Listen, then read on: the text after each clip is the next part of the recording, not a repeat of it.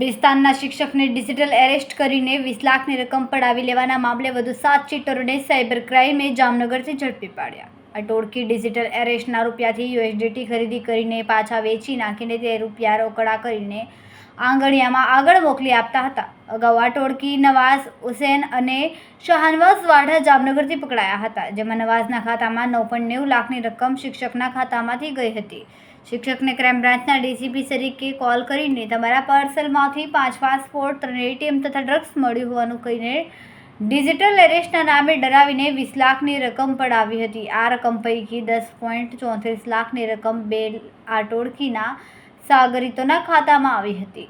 પકડાયેલમાં transporter, મોબાઈલનો વેપારી, કોલેજનો વિદ્યાર્થી, ચાની લારીવાળા સહિત આરોપીઓ છે। Police commissioner sir Surat city દ્વારા સાયબર ક્રાઇમ સેલને આપવામાં આવેલી સૂચના અંતર્ગત જેઓની સાથે ડિજિટલ અરેસ્ટ થયું હોય એવા સુરત શહેરના નાગરિકોની ફરિયાદ સાયબર ક્રાઇમ સેલમાં નોંધીને જરૂરી કાર્યવાહી કરવામાં આવે છે। તે અંતર્ગત પાછલા દિવસોમાં સુરત શહેરના એક નિવાસી સાથે રિટાયર્ડ જે સિનિયર સિટીઝન પર્સન છે એમની સાથે 1 કરોડ 5 લાખ રૂપિયા જેટલી માતબર રકમનો સાયબર ક્રાઇમ ફ્રોડ થયેલો હતો, જેમાં તેમનું ડિજિટલ અરેસ્ટ સાયબર ક્રિમિનલ્સ દ્વારા કરવામાં આવ્યું હતું અને એમને પૈસા બચાવવાના બહાને કે આરબીઆઈમાંથી બોલીએ છે અને પોલીસ બનીને અલગ અલગ રીતે કોલ કરીને એમના વેરિફિકેશન માટે મલ્ટિપલ ટ્રાન્ઝેક્શન્સ કરાવીને 1 કરોડ 5 લાખ રૂપિયા જેટલી રકમ આરબીઆઈના સેફ એકાઉન્ટમાં સેફટી માટે રાખવામાં આવશે અને પછી પરત કરવામાં આવશે એવો ઝાંસો આપીને તેમનું સાથે સાયબર ક્રાઇમ કરવામાં આવેલું હતું। ડિજિટલ અરેસ્ટ એમનું લાંબા સમય માટે રાખવામાં આવેલા હતા। સદર સિનિયર સિટીઝન ફરિયાદી દ્વારા અત્રે સાયબર સેલનો સંપર્ક સાધતા અત્રે એમની ફરિયાદ નોંધવામાં આવેલ હતી, જે અંતર્ગત પાછલા દિવસોમાં સાયબર ક્રાઇમ સેલ દ્વારા અમદાવાદ ખાતેથી 2 આરોપીઓની ધરપકડ કરવામાં આવેલ હતી। સદર કેસમાં વધુ કાર્યવાહી કરતા સાયબર ક્રાઇમ સેલ દ્વારા બનાસકાંઠા ખાતેથી આજરોજ 4 વધુ આરોપીઓની ધરપકડ કરવામાં આવેલ છે, જેઓએ પોતાના એકાઉન્ટ વગેરે આ સાયબર ક્રાઇમ માટે ભાડે કમિશન લઈને ભાડે આપેલ હતા।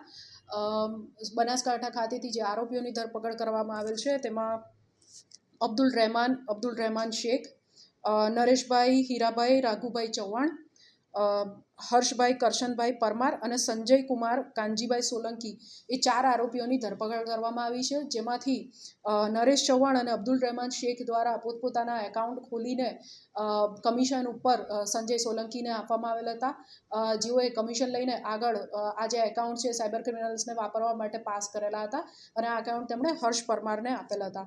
આ આરોપીઓની હાલ ધરપકડ કરવામાં આવેલ છે અને વધુ તપાસ એમના રિમાન્ડ પણ મેળવવામાં આવેલ છે। કેસમાં વધુ તપાસ હાલ ચાલી રહી છે। કેટલું કમિશન મેળવવામાં આવતું હતું અને આ તમામના એકાઉન્ટની અંદર કેટલા રૂપિયા ટ્રાન્સફર થયા? આ કેસની અંદર 5,000 થી 10,000 રૂપિયા લીધાનું અત્યારે પ્રાથમિક તપાસમાં જણાઈ આવ્યું છે।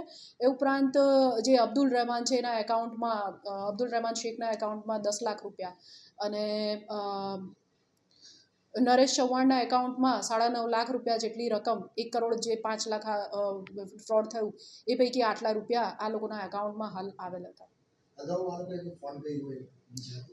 ના, હાલ જેટલી તપાસ થઈ છે એ પ્રમાણે હાલ એમને પર પહેલો ગુનો નોંધાયો છે।